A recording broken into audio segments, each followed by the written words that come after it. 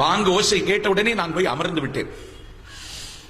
பக்கத்தில் இருந்த பெருமகன் சொன்னார், உங்களை பாங்கு அழைக்கிறது என்று.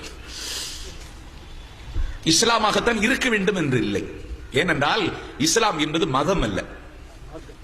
அறிஞர் பெருந்தகை அண்ணா அவர்கள் சொன்னார்கள், இஸ்லாம் ஒரு மார்க்கம் என்றார்.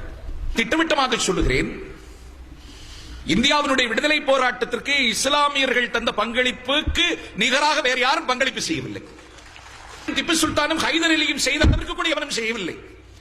இந்தியாவினுடைய மன்னனாக முடிசூட்டிக் கொண்ட பகதூர் ஷா, அவர் கைது செய்யப்பட்டு அவர் சிறைச்சாலையில் இருக்கிற பொழுது அவருக்கு காலையிலே கடும் பசி, உணவு கேட்கிறார். ஒரு தாம்பாளத்தில் வைத்து துணியை மூடி ஒருவன் உணவு கொண்டு வருகிறான். ஒரு சிறை சேவகன் துணியை விலக்கி பார்த்தால் அவருடைய மகனுடைய 2 மகனுடைய வெட்டப்பட்ட தலைகள் காலை உணவாக வந்தது மாமன்னன் பகதூர் ஷாவுக்கு. நான் இங்க இருக்கிற இஸ்லாமிய பெருமக்களை கேட்கிறேன், எத்தனை பேருக்கு இந்த வரலாறு தெரியும்?